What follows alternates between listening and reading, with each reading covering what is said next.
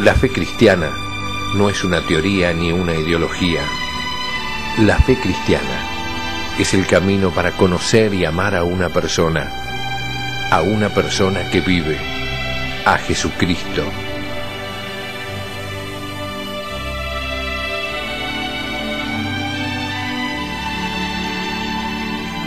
La fe cristiana, un curso del Instituto de Formación Teológica por Internet que quiere ayudarte a crecer en el amor a Jesús, nuestro Señor.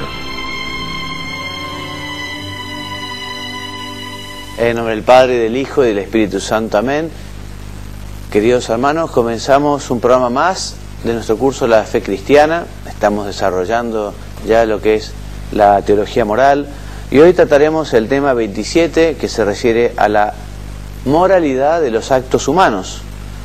La primera idea que podemos esbozar es que los actos de los hombres, esto es, todo acto libre, nos ayuda a acercarnos a Dios, nos ayuda a acercarnos a la bienaventuranza final, a nuestro destino eterno en el cielo, o nos aleja de Dios. Los actos humanos, por decirlo de alguna manera, no son neutros. Por eso el Catecismo, en su número 1749, dice que los actos humanos, es decir, libremente realizados tras un juicio de conciencia, son calificables moralmente como buenos o malos, ¿no? Y en su encíclica Veritatis Splendor, que recomiendo vivamente porque trata justamente muchas de estas cuestiones y muchos de los errores que se han suscitado en la actualidad reciente sobre temas de moral, el Papa Juan Pablo II, en esta encíclica Veritatis Splendor del año 93, nos dice que el obrar es moralmente bueno cuando las elecciones de la libertad están conformes con el verdadero bien del hombre y expresan así la ordenación voluntaria de la persona hacia su fin último, es decir, Dios mismo. Veremos cómo efectivamente el hombre al actuar, el hombre al elegir, muchas veces se le presenta esta oposición, ¿no? Si hago esto, esto está mal, mejor no hacerlo, o si no hago esto, esta omisión también está mal, entonces mejor hacerlo. Y es un tema realmente muy importante porque justamente el obrar mal es lo que se entiende como pecado, que es una ofensa hecha a Dios, ¿no? ¿Y cómo sabemos si algo es bueno o malo? Bueno, esto es lo que vamos a ver en este curso, ¿no? Pero fundamentalmente podríamos decir que el acto desde la perspectiva moral, o sea, si nos acerca o nos aleja de Dios, si es bueno o malo, está sustentado como en tres patas, ¿no? Son tres temas los que tenemos que analizar para ver si el acto es bueno o malo. Por un lado, el objeto moral, ya veremos qué es, el fin que se busca, o la intención que tiene el agente, el sujeto, el individuo, la persona, y las circunstancias también son importantes. Estas son entonces las fuentes de moralidad. Para que un acto sea bueno, ya lo veremos, tiene que ser bueno el objeto, el fin o la intención y las circunstancias. Si alguno de ellos no es bueno, el acto no será moralmente bueno. Por más que el objeto sea bueno, si la intención no es recta, si la intención es mala, entonces eso corrompe al acto. Ya lo vamos a ver.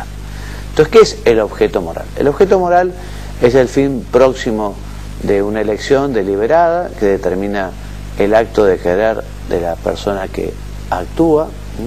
Es el objeto visto de una perspectiva moral, ya está calificado, no es el acto en sí solamente, ¿no? Por ejemplo, hablar, uno cuando esboza algunas palabras, al hablar puede estar rezando, cosa que es muy buena, o alabando a Dios, o al estar hablando puede estar difamando, o puede estar insultando, puede estar mintiendo. Entonces el objeto es el objeto moral. Aquí como ejemplo dice, bueno, cortar con un bisturí puede ser una operación quirúrgica o puede ser un homicidio, ¿no? Entonces el objeto nosotros lo calificamos moralmente. Y el valor moral de estos actos humanos, que sean buenos o malos, depende ante todo de la conformidad del objeto o del acto querido con el bien de la persona. Ya veremos que hay actos que son intrínsecamente malos, que son malos siempre, por más que las circunstancias sean X o por más que las intenciones sean buenas, hay actos que son siempre malos, intrínsecamente malos. El Concilio Vaticano II, por ejemplo, en su Gaudium Spes número 27, cita un montón que voy a leer a continuación. Son los homicidios de cualquier género, los genocidios, el aborto, la eutanasia, el mismo suicidio voluntario, son atentados a la integridad de la persona humana, como también las mutilaciones, las torturas corporales y mentales, e incluso los intentos de coacción psicológica, ofensas a la dignidad humana como las condiciones infrahumanas de vida, los encarcelamientos arbitrarios, las deportaciones, la esclavitud, la prostitución, la trata de blancas y de jóvenes, también las condiciones ignominiosas de trabajo en las que los obreros son tratados como meros instrumentos de lucro, no como personas libres y responsables. Todas estas, dice la Gaudium Spes número 27 del Concilio Vaticano II, todas estas cosas y otras semejantes son ciertamente oprobios que al corromper la civilización humana deshonran más a quienes las practican que a quienes padecen la injusticia y son totalmente contrarios al honor debido al Creador. Entonces, hay actos entonces que son siempre malos, siempre malos. ¿Qué es la intención? La intención. Entonces la intención nos dice el Catecismo en su número 1752, ¿no?, que en el obrar humano es el fin, es el término primero de la intención y designa el objetivo buscado en una acción. O sea, siempre uno cuando actúa es porque antes ha deliberado y se ha tomado unos determinados fines. Si yo me quiero dirigir a un sitio y no tengo auto, necesariamente quizá tengo que tomar un medio de transporte, bueno, el tomar un colectivo, el tomar el subterráneo, digamos, justamente tiene como intención llevarme a tal sitio, que es lo primero, que por lo que cuando yo lo he decidido, ya luego pasé a la acción, ¿no? Entonces la intención es un movimiento de la voluntad hacia un fin, mira al término de la obra. La intención es importantísimo porque hace falta que, para que sea bueno el acto, además de que el objeto sea bueno, que también la intención sea buena. Dice el Catecismo que un acto que por su objeto es ordenable a Dios alcanza su perfección última y decisiva cuando la voluntad lo ordena efectivamente a Dios. Por ejemplo, un acto que en sí mismo es bueno el objeto, como ejemplo, dar limosna. Si yo doy limosna para ayudar a aquella persona, si yo veo a esa persona a Cristo y por eso le quiero ayudar, evidentemente ese acto es bueno y es virtuoso. Ahora, si yo doy limosna, pero lo hago por vanagloria, lo hago para que lo vean los demás, lo hago para aparentar, bueno, entonces esa intención ya está corrompiendo ese acto que podría ser bueno, es ordenable a Dios, pero justamente la intención corrompe la acción. Entonces la intención del sujeto que actúa es un elemento esencial en la calificación moral de la acción. También dice el Catecismo, la intención no se limita a la dirección de cada una de nuestras acciones tomadas aisladamente, sino que puede también ordenar varias acciones hacia un mismo objetivo. Puede orientar toda la vida hacia el fin último, ¿no?, que es lo que a nosotros nos gustaría. Nosotros justamente, habitualmente rectificamos la intención. Rectificar la intención quiere decir, bueno, Señor, que todas las cosas buenas que consigo hacer con tu ayuda, que no las haga nunca por vanidad o amor propio, que siempre las haga por amor a los demás y por amor a vos en primer lugar. O sea, el acto de rectificar la intención es algo muy bueno, sobre todo si uno recibe el aplauso, el premio, una medalla, unas muy buenas calificaciones, dice, bueno, que no se meta el orgullo, que no se meta la vanidad, que realmente esto yo lo haga por amor a Dios, servicio a los demás, etcétera, etcétera, etcétera. Entonces también una misma acción puede estar inspirada por varias intenciones, ¿no? Hemos dicho y lo repetimos que una intención buena no hace ni bueno ni justo un comportamiento en sí mismo desordenado. El ejemplo típico de Robin Hood, ¿no? Robar para hacer el bien a otros, ¿no? Eso no se puede hacer, no se puede robar porque es algo que es malo, por más que la intención sea ayudar a los más necesitados. Por eso decimos que el fin no justifica los medios. Además, también enseña el catecismo que una intención mala sobreañadida como la vanagloria convierte en malo un acto que de suyo puede ser bueno, como la limosna decíamos recién. Bueno, y las circunstancias también pueden hacer variar la moralidad del acto, ¿no? Porque actos, por ejemplo, indiferentes, por ejemplo, no sé, descansar, tomar sol, pues una cosa muy buena en las vacaciones, el fin de semana, quizás no sea conveniente cuando uno tiene un examen final y lo que debería estar haciendo en ese momento es estudiando, ¿no? O sea que una acción indiferente, las circunstancias pueden calificar el acto, una cosa que en un momento es bueno, en otro momento puede ser malo, habrá que ver las circunstancias. Por eso a la hora de calificar el acto es bueno detenerse y ver prudencialmente el objeto, el fin y las circunstancias. Padre, pero esto es bueno o malo, y depende, habrá que ver el momento, el lugar, la persona. Muchas veces hay que detenerse. Ya hemos dicho que hay acciones que son siempre malas, intrínsecamente malas, pero las indiferentes, y dependerá un poco de las intenciones y las circunstancias. Dice el catecismo que son elementos secundarios de un acto moral, contribuyen a agravar o a disminuir la bondad o la malicia de los actos humanos, por ejemplo, la cantidad de dinero robado. Robar está mal, pero es mucho más grave si uno roba una gran cantidad que si uno roba una cantidad pequeña, evidentemente, ¿no? Puede también atenuar o aumentar la responsabilidad del que obra, como actuar por miedo a la muerte. Si una persona efectivamente está padeciendo una pasión, ¿no?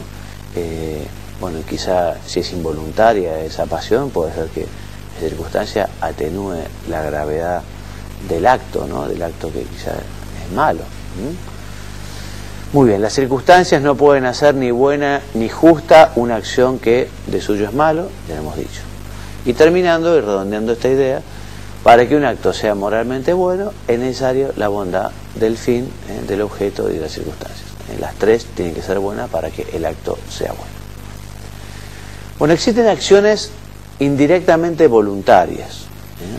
Dice el catecismo que una acción puede ser indirectamente voluntaria cuando resulta de una negligencia respecto a lo que se habría debido conocer o hacer.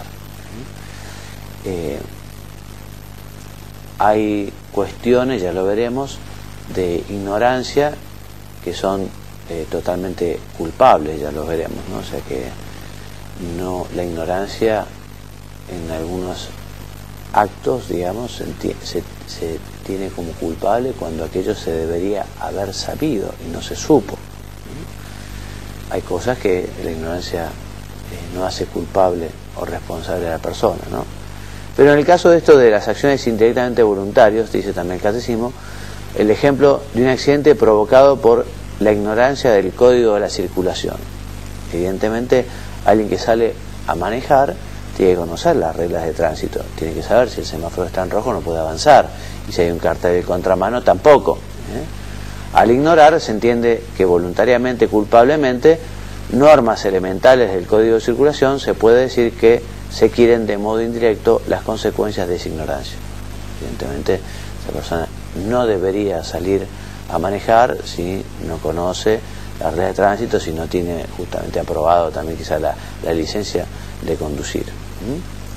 Dice también el catecismo, un efecto puede ser tolerado sin ser querido por el que actúa, por ejemplo el agotamiento de una madre a la cabecera de su hijo enfermo, que lleva varios días cuidándolo. Bueno, esa mujer justamente vencida por por el cansancio se duerme. Bueno, esa acción es involuntaria, ¿no? El efecto malo no es imputable, sino ha sido querido ni como fin ni como medio de la acción, como la muerte acontecida al auxiliar a una persona en peligro. Si alguien se está ahogando y uno se tira al río, uno se tira para salvar a la persona, no porque se quiera suicidar, evidentemente. Que bueno, puede ser, si efectivamente el río es correntoso, si la cuestión es difícil, pero digamos, el objeto moral y el fin es salvar la persona. Para que el efecto malo sea imputable, es preciso que sea previsible y que el que actúa tenga la posibilidad de evitarlo. Por ejemplo, en el caso de homicidio cometido por un conductor en estado de embriaguez. Evidentemente la persona que está borracha no debe conducir, y si lo hace es responsable de aquello que ha hecho, por más que haya perdido la conciencia, porque justamente la conciencia la perdió por la embriaguez. También se dice que un efecto ha sido realizado con voluntad indirecta cuando no se desea ni como fin ni como medio por otra cosa, pero se sabe que acompaña de modo necesario a aquello que se quiere realizar. Eso tiene importancia en la vida moral, porque sucede a veces que hay acciones que tienen dos efectos, uno bueno y otro malo, y puede llegar a ser lícito realizarlas para obtener el efecto bueno, que es lo que se busca directamente.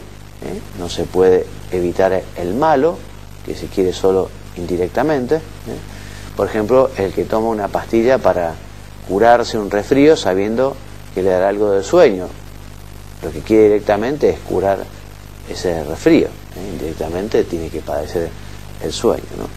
Ahora, cuando las cuestiones son difíciles o complejas, lo mejor es pedir consejo, ¿no? No sé, un caso, por ejemplo, en el que hay que pedir consejo porque bueno, es difícil para evaluarlo, ¿no? Una mujer embarazada que padece una enfermedad grave, ¿no?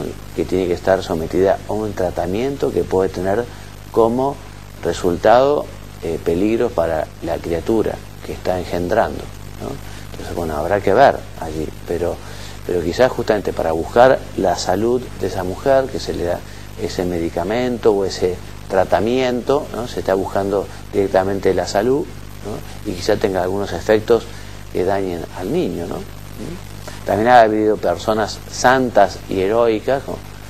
Que han preferido quizás no tener ningún tratamiento, incluso padecer la muerte para que no sufra ningún tipo de peligro el hijo que se está esperando, ¿no? Personas evidentemente han sido heroicas y son santas, ¿no? Pero, en fin, estudiando la cuestión y viendo, se podría llegar hipotéticamente a justamente dar ese tratamiento, esa enfermedad, aún incluso como efecto secundario no querido, puede llegar a tener como resultado no sé, incluso la muerte de ese niño, ¿no? Que se está esperando. Pero evidentemente tiene que ser algo muy grave, tiene que ser una cuestión proporcional, y por eso decía, en estos casos es muy importante pedir consejo, ¿no? Lo que no se puede hacer nunca es el aborto directo, o sea, sacar el niño, matar al niño para salvar a la madre. Es un caso diferente. El caso es el que se da un medicamento o un tratamiento a la madre, ¿no? Y que tiene como un efecto secundario no querido, indirecto, no buscado, puede llegar a tener el otro. Son casos moralmente diferentes. Bueno, el tema de la responsabilidad. Dice el Catecismo, en su número 1734, que la libertad hace al hombre responsable de sus actos en la medida en que estos son voluntarios. El ejercicio de la libertad comporta siempre una responsabilidad ante Dios. En todo acto libre, de alguna manera, aceptamos o rechazamos la voluntad de Dios. Es un gran misterio el de la libertad. Dios nos ha querido dar este don que justamente permite darle la espalda a Dios, permite desobedecer a Dios. Evidentemente, ejercer la libertad es para hacer el bien, y Dios la ha querido fundamentalmente para darnos el premio, para darnos el cielo, para llevarnos junto a Él. para que nos ha dado la libertad, para que lo usemos justamente de un modo responsable y así podamos tener ese premio, ese lugar junto a Dios. Pero la libertad permite la posibilidad de darle la espalda a Dios, de desobedecerlo, de cometer un pecado, de elegir lo malo, de rechazar lo bueno. Dice el Catecismo: el progreso en la virtud, el conocimiento del bien y la ascesis acrecientan el dominio de la voluntad sobre los propios actos.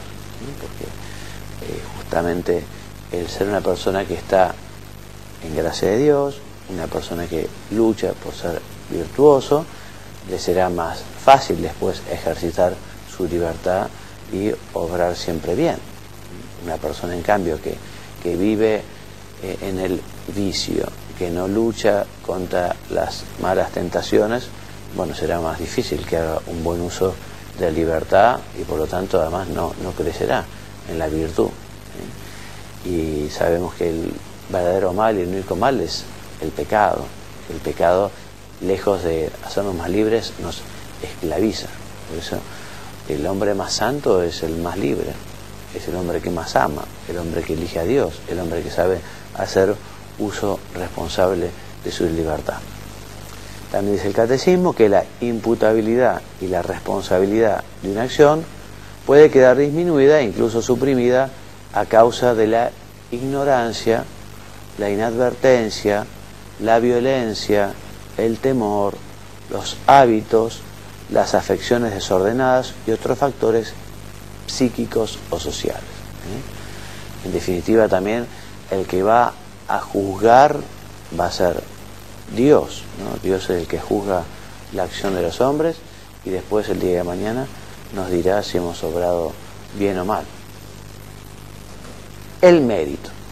Mérito, en términos así corriente, es ese premio que se ha recibido por una buena acción o quizá una medalla al mérito por haber hecho algo que merece ser justamente aplaudido y reconocido. Mérito designa en general la retribución debida por parte de una comunidad o una sociedad a la acción de sus miembros considerada como obra buena, digna de recompensa. El mérito, bueno, también si obró mal, digamos, tendrá mérito para el castigo, para la pena, ¿no? Mérito, uno puede hacer méritos, digamos, tener méritos para ser premiado o para ser, digamos, condenado o sancionado. El mérito corresponde a la virtud de la justicia conforme al principio de igualdad que rige. O sea, la justicia nos exige dar a cada uno lo que le corresponde, su derecho. Al que ha sido bueno lo aplaudiremos, al que ha sido malo lo reprenderemos. Bien, el hombre no tiene por sí mismo mérito ante Dios por sus buenas obras, porque uno, digamos, no le puede exigir a Dios. Aquí no es una cuestión de derecho. Sin embargo, la adopción filial, o sea, Dios nos ha hecho hijos suyos, nos hace partícipes de la gracia de naturaleza divina y puede conferirnos, según la justicia gratuita de Dios, un verdadero mérito. Un mérito que es un regalo de Dios, don de Dios. Se trata de un derecho por gracia, el pleno derecho del amor que nos hace coherederos de Cristo y dignos de obtener la herencia prometida de la vida eterna. Uno dice que uno ha hecho méritos y justamente el mérito más importante es poder adquirir el pasaporte para la felicidad, para la bienaventuranza. Recordemos que estamos de pasos, somos peregrinos, no tenemos aquí morada permanente. Esto es, por decirlo de alguna manera, así el precalentamiento, porque el partido verdadero empieza en la otra vida, o en la vida con mayúscula, o en la vida sobrenatural. Y en este tiempo que Dios nos da, justamente lo que tenemos que hacer es multiplicar los talentos que Dios nos dio, hacer todo el bien que podamos, elegir correctamente en nuestras opciones, obrar moralmente bien. Entonces el Señor, al final de nuestra vida, en el juicio particular, después del juicio final, nos podrá decir, bueno, muy bien, siervo bueno y fiel, porque has sido fiel en lo poco, porque has elegido bien, porque has aprovechado bien de tu libertad, porque has multiplicado los talentos, entra a gozar en el gozo de tu Señor, ¿no? O sea, Dios a cada uno le dará según cómo ha vivido esta vida, ¿no? Y por último dice el Catecismo en su número 2008 que el mérito del hombre ante Dios en la vida cristiana proviene de que Dios ha dispuesto libremente a asociar al hombre a la obra de su gracia, ¿no? O sea, que Dios nos quiere dar su gracia y su ayuda para poder alcanzar el cielo.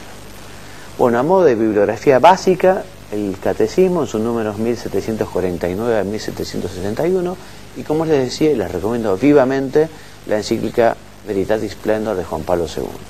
Como lectura complementaria, la homilía de San José María, el respeto cristiano a la persona y a su libertad, una homilía que está publicada en Es Cristo que pasa. Bueno, muchas gracias por haberme acompañado en este programa. Continuaremos hablando de estos temas en el próximo, así que si Dios quiere, la semana que viene, nuevamente juntos, en el mismo horario. Me despido enviándoles la bendición, que Dios los bendiga y los haga muy santos. Amén. Muchas gracias.